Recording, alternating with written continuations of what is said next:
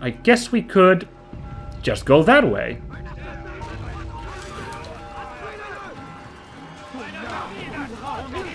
Wow, I didn't think that would work. Okay, yeah, this actually looks like the safest escape route just because I can now boogie on past people. Sorry. Oh shit, there's a whole unit of... Alright, they didn't care too much about me. Oh, thank goodness there's solid land underneath me. That's the biggest relief. I could see my death waiting me as I fall in the water on my escape. And I don't mind this as a failure, being caught after the assassination. That's fine with me.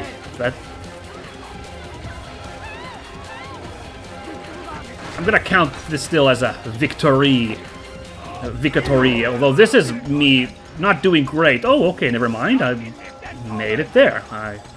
Getting to the rooftops, I will count as a victory. Now, don't jump in the water, you stupid Minsk. Get up there, get some... Jeez. Maybe not yet. Oh shit, the water's right there! Oh man. Hey kids, wanna develop hydrophobia? Play a video game where falling in the water kills you. Yeah, knew it. That big wall would provide me with the cover I need. Oh yeah, now if I can just slip back to the Assassin's Bureau, I'm gonna count this as my first fantastique assassination. I'm really happy with how this went. But yeah, the fact that he was, in the end, a scared, apparently atheist, makes me feel a little bad for the guy. Now, he was still going along with his mate's awful plan of taking over the Middle East, or whatever it is they're trying to do, their wacky crusade. But, yeah, he wasn't Majdatin. He wasn't a Tamir. Alright, and that's how you do a clean assassination. Well, I guess if you manage to slip back here without being alerted, that would be the perfect clean assassination, but I don't mind a little chase, a little run around. Altaïr, you've caused quite a stir. I've done as requested. Sibrand's life is ended. So it is. You should ride for Masyaf and inform Al-Mualim of your success. Yes. I should return and speak to him. Of this and other things. Is everything all right, my friend? You seem distant. It's nothing, Rafik. Just a lot on my mind. Talk to me then. Let me help. I need to make sense of this myself first. But thank you for the offer. Oh, this guy's name was It's the men you Rafik. kill, isn't it? You feel something for them. How? I thought the guy in Damascus was Rafik. You are not meant to enjoy these grim tasks. Regret, uncertainty, sympathy. This is to be expected.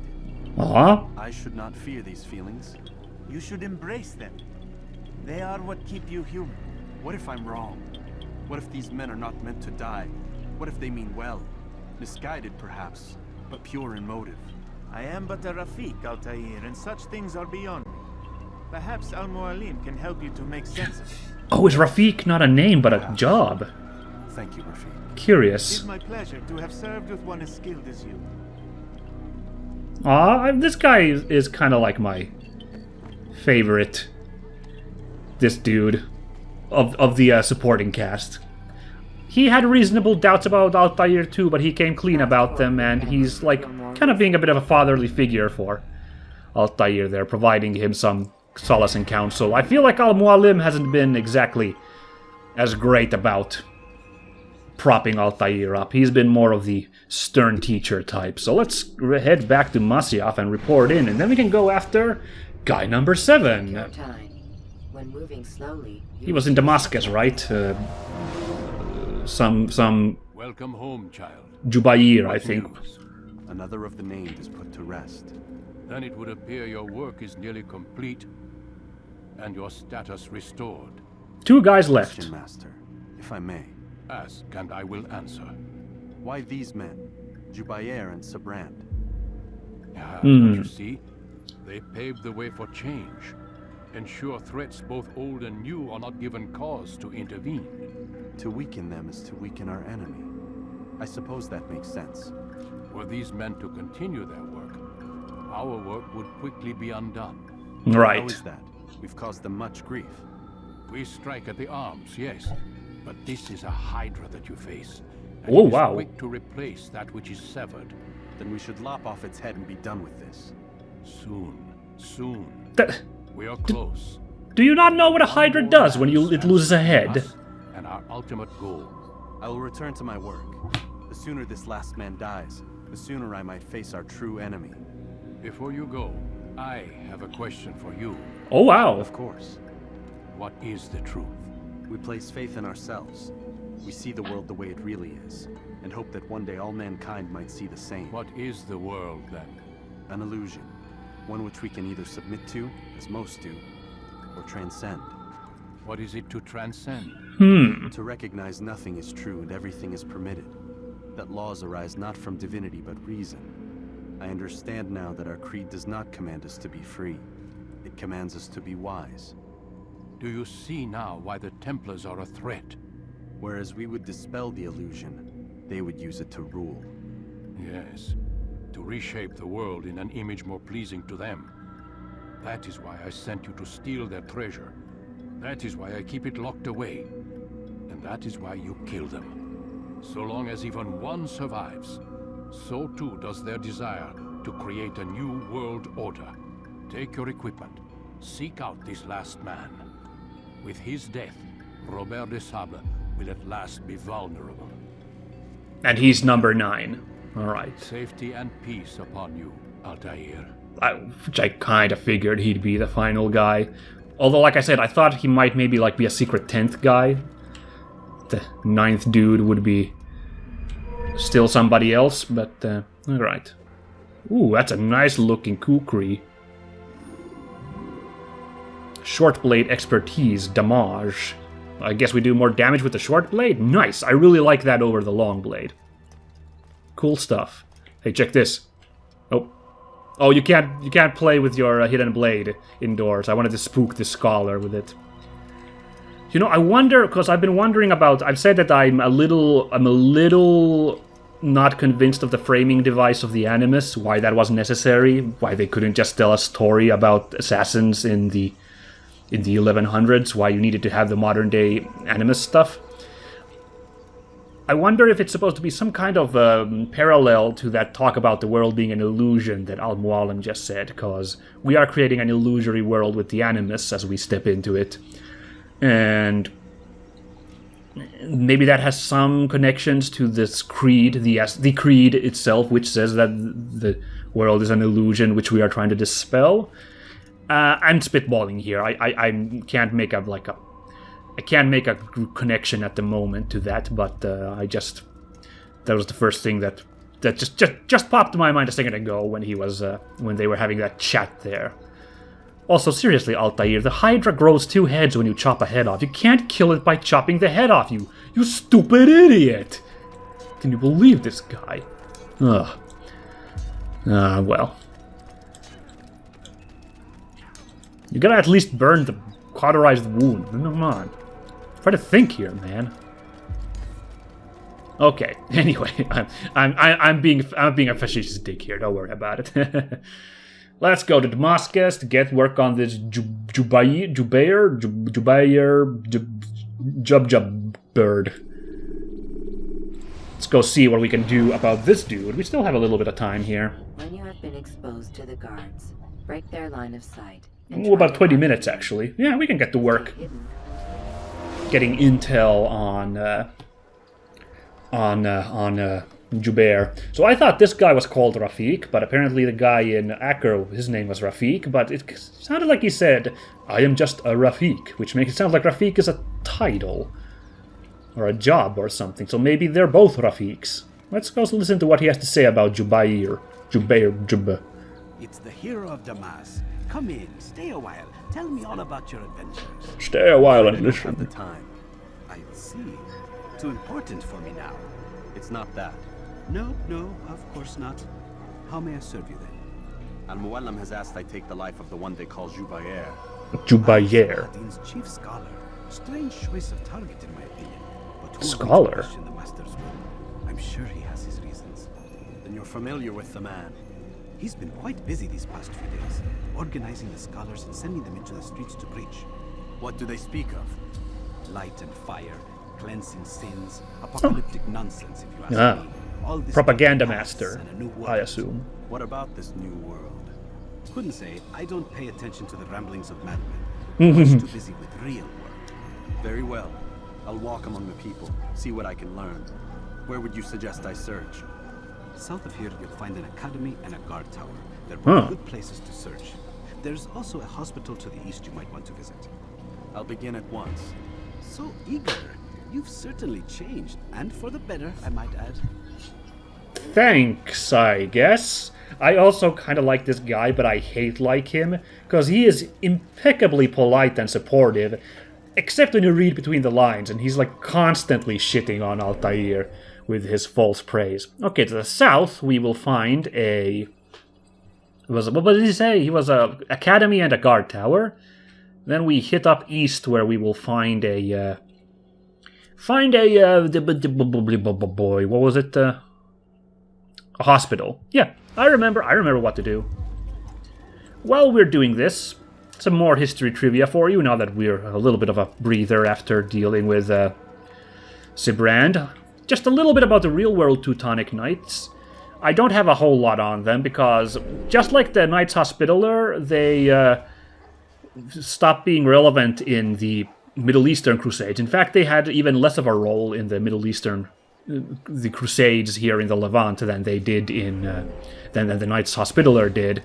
Like I said, they were founded to protect the German pilgrims and help out German-speaking people in Crusader-held lands, starting out basically as a hospital, but then they would become a military order, and I think I read that they helped with the port at Acre, so that's actually a connection to us taking out Sibrand on a boat.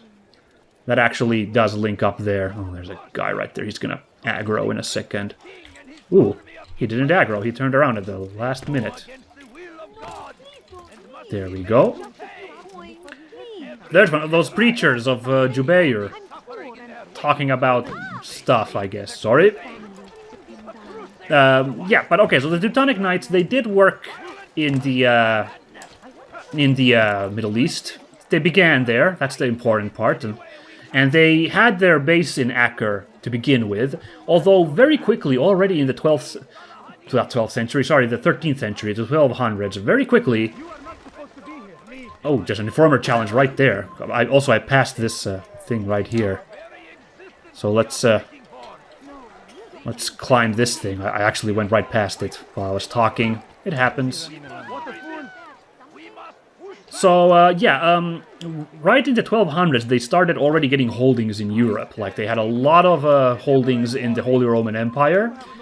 And they started to do work in...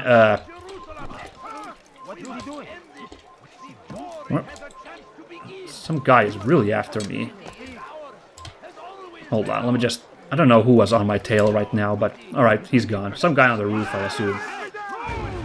Okay, I got someone who's got mad again. Oh! Oh, there's a guy on the opposite roof. Right. Well then. Alright, well let's try and figure out where I could hide. Oh yeah, we don't have any hide spots revealed yet, because we've done no synchronization here. So let's actually retreat this way a little bit. Oh! No! Oh, at the last second, I thought I could maybe make it in there. Not quite. I'm sorry, were you just trying to beg me for money while I'm being chased by a gang of guards? I mean, I guess points for effort, I guess. Sorry, madam? Okay, well now I know where the guard is near that climb point, so at least I can approach it from a direction where I won't be hit. Come on, come on, come on, come on! There we go. Haha! I knew if I looped around, I could jump in from that side. Their first big, commission, the Knights Teutonic, as a chivalrous military order, was in Hungary, King Andrew II of Hungary asked them to deal with, oh gosh, the Cumans, I believe, were this group of raiders from the east that were causing trouble in Hungary, and right off the bat, kind of a little prologue of how the Teutonic Knights' job would go in Europe. They did a good job. They helped out protect Hungary, but the locals were getting really angry at how involved the Teutonic Knights were getting in with all of their business of the locals, and affecting local control of local politics and stuff. And once they were done pacifying the Cumans, the King Andrew II was like, okay, well, good job, guys. I'm gonna need you to leave now. And the Teutonic Knights were like, dude, we built 5 castles in your lands. You can't just send us out. And he was like, nope, I'm gonna have to ask you to leave. Bye. And the Teutonic Knights had to leave Hungary. So, yeah, that was their first big job done.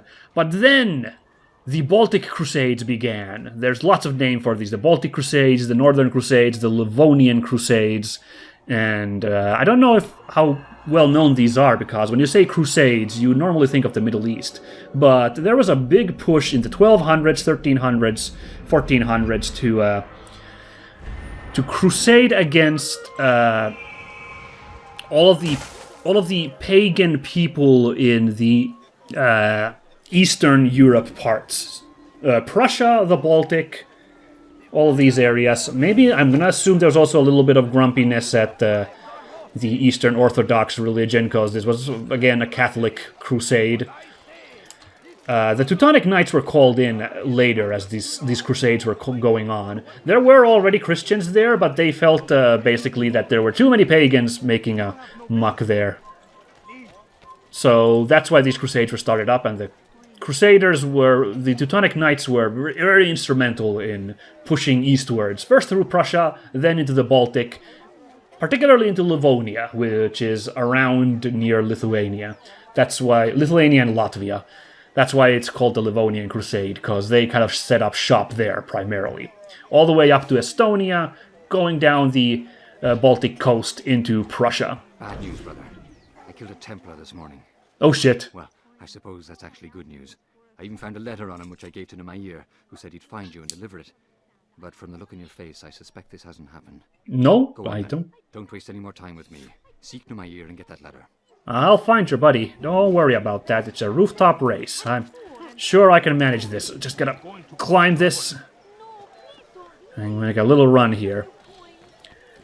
Yeah, that, and also, I guess, basically, wisening up after their expulsion from Hungary, the Teutonic Knights got super involved in local politics. Like, they basically founded their own state almost there, as they got involved in, like, just management and politicking and just, you know, security of the region. They weren't just there fighting pagans. And then, like, paving the way for the others to, like, set up shop. They themselves set up shop in a major way. They were checked in the east by Alexander Nevsky at Lake Peipus in Estonia in a very famous battle called the Battle on the Ice. Here, take this. I've been looking everywhere for you. Now I can finally return to Masyaf. Last time I offered to do someone a favor. Oh, thank you. So, Jubair is at the Madrasa al-Khalasa, surrounded by loyal men. A madrasa is a Islamic school, I believe, like a place of Islamic learning. I guess like a Sunday school in some sense. I believe that's the case. I'm gonna guess it's over here because this is such an obvious place to put a place to hit up. Do we have a map from this intel? Jubair, whatever it is, al-Hakim, seems obsessed with destroying every written work in the city. And every day he seems to gather more and more people to his cause. They join him with the Madrasa al-Khalasa. This is where he can be found, surrounded by his most loyal men. Oh, it's the letter. It wasn't a map. Okay. Master, we are close now. Soon the entire city will be purged. Every day more are illuminated and come over to our cause. Should you have further orders, send them to the Madrasa al-Khalasa. It is here that I now reside, surrounded by my most loyal men. I suspect the assassin comes for me, as he has for the others. I do not fear death at his hands. Only let him wait until our work is finished. I will continue to keep you informed of my progress. May the Father of Understanding guide you, J. Okay, him just signing off as J is a little funny to me. Well, now let's review the map, because I meant to, do a swing like this, but didn't quite happen that way now, did it?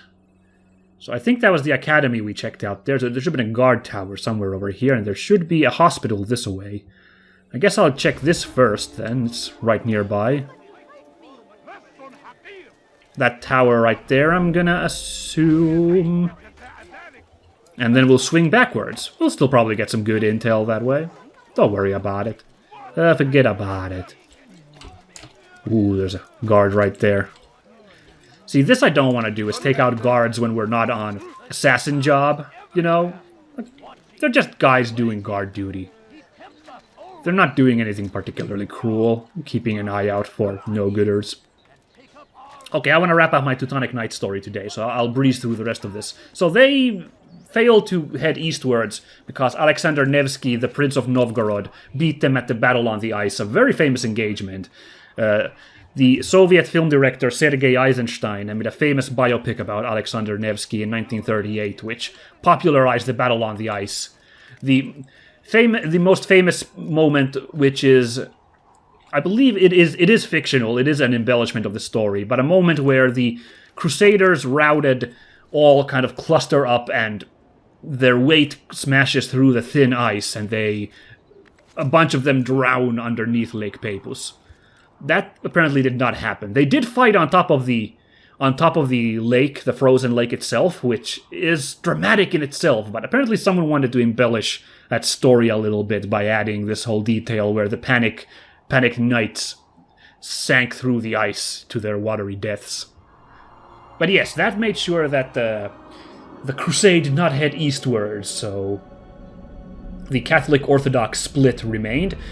But the pagans were pacified right good in that area. And oh my god, this one spot just unleashed 4 intels. My god. Well, we're going to go eavesdrop first, because I had a sneaking feeling that that's the madrasa over there. I just have this feeling still. It looks so important. I don't know what other place could it be here. By the way, look how cool it is now that the whole city is opened up. It just looks nice. Remember when we took out Tamir over there? The Souk al-Silah? Yeah, good times. I'm going to go eavesdrop on that guy. And, yeah, once the pagans were pacified, they got really involved, the Teutonic Knights, in the local politics, because their primary job was done. And on top of that, they certainly found reasons to fight. Like, they would get involved in succession disputes with Poland and Lithuania particularly, and the local, duchies and rulers just didn't like these guys on their turf.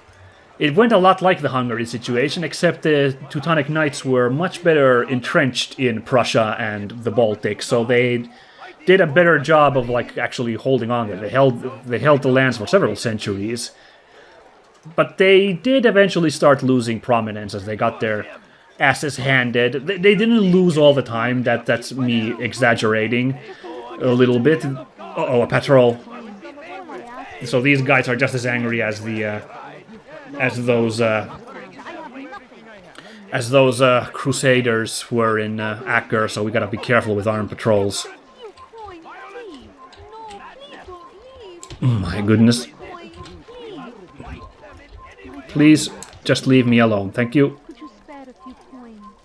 And the big death knell for the Teutonic Knights actually was a kind of an odd little thing. It finally happened in the 1500s. Grandmaster Albrecht of Brandenburg, I think that was his name. What he ended up doing was, oh god, Patrol is right here. Oh boy. Oh my god, I'm not gonna hear anything with this lady eavesdropping. With this lady yammering next to us. Let's try to do it. I wish to see him, to hear him speak. It can be arranged, but we must be careful. There are still those who reject illumination. They would harm him. Then they are ignorant and afraid. You seem sincere, but how do I know I can trust you? Hurts me to even hear you ask the question. Very well. We gather each day in the madrasa. He comes to speak, and then leads us into the city, that we might cleanse it. Could I join you then? Understand that it is a difficult path we walk. Our work demands sacrifice. I understand. Then come and meet with us. Let us see how strong you really are. Okay, so those are Jubair's guys. Okay, so maybe this isn't the madrasa after all, because we're sitting here, right here, and he talked about it like it was elsewhere. Right, he holds daily meetings within the madrasa to speak with his students. The students then take to the streets, carrying the message of their master. One of these meetings is about to begin. I think I will attend. Sure, why not? I'm sure I'll slip right in there. We're gonna get this one climb point still, and then end the episode for today, methinks. But I'll just wrap up the Teutonic Knights story, because like I said, this is all very far away, and we're way past the Crusades as well. Oh no, who spotted me? Whoops, I guess. Thought I would reach that. Didn't quite do it though, did I? Ow! Why can't I reach that? I tried to reach that spot right there. Why can't I do any climbs now? My goodness. Alright. Let's clear out somewhere else, okay? Damn, I thought I could... Damn it! Why aren't I climbing today? All of a sudden, I'm just failing all my climbs. Thought I could sit on that bench in time. See if we can get to that one real quick. Alright, we're gonna have to do that climb again. There we go. That was enough distance from these lads. Phew.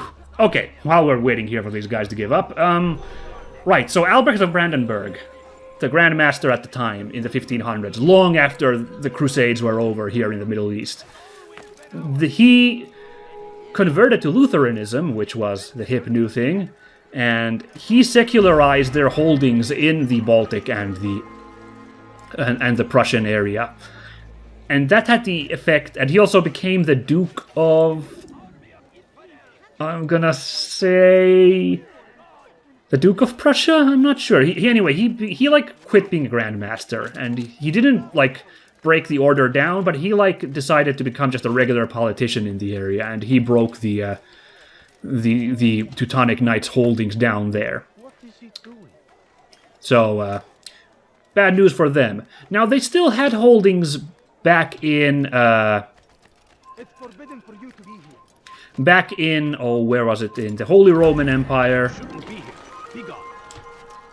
And other places in Middle Europe. So the Teutonic Knights kind of relocated over there, and they helped out in local political areas. They were still a military order, so they helped out in various matters in the area. Okay, now I'm getting a little tilted here. Why can I not get onto this perch right here? Come on. Come on. Okay, there we go. Oh, sometimes it's a little tricky, ain't it?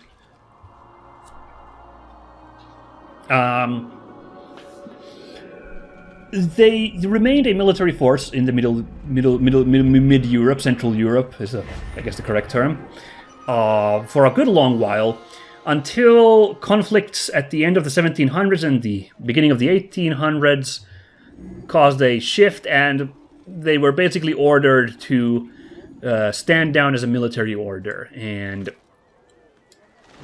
you might be amused to find out who enforced that order. For the third time we bring him up, it was freaking Napoleon. It was like, okay, you guys, show's over. You are no longer a fighting force. Stop it. Stop it, I say. And then they were forced to break up.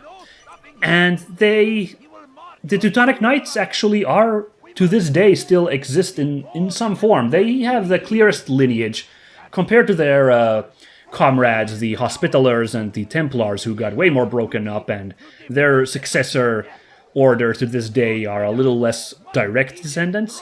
The Teutonic Knights have lasted to this day as a no longer a military order, but a religious order. In Austria, mainly. That was the other thing. They backed the Habsburgs for a long while. So when the Habsburgs fell out of rule, that was also an effect that led to them kind of dissolving as a military order. But yes, they are still a small but active religious order. They have a few hundred members, from what I read, doing various work in aid work and religious services in Europe. So, good job on you guys for dropping the Bloodthirsty Crusader Act, and also managing to keep your work up to this day. Nice job, guys. That was the short of the Teutonic Knights. I went through it real quick today because I didn't want to, like I said, it didn't have a lot to do with this time period, so I didn't want to dwell on it too much. Like I did with the Hospitallers, that story took forever, but but I had the time back then. We were riding through the kingdom, got a lot of idle chatter to do while riding around in the kingdom. But you guys, we need to end for today. So here's the plan. 3 things to do. We can assassinate some guys, we can beat a guy up, we can pickpocket a guy. We are going to have 5 pieces of intel once we're done with that, which is almost the maximum. Nice. That's crazy that this one spot revealed all of these. I think because we're going to respawn in the bureau when I load up a new game next time, I think we're going to go in this order. If I really wanted to, I could run all the way back here, but it's all the same since I'm going to be doing all of them anyway, so we're going to probably do this first time next. And, yeah. I'm excited for this. I feel all buoyed up by the Sibrand assassination. Finally, I made it look decent, my ops there. It basically went exactly according to my plan. I'm very, very happy with how that went. So, no promises that I can keep up this no bungling streak for the last 2 guys, but let's see how it goes as we set our sights on this propaganda guy, Jubair, next time. See you then.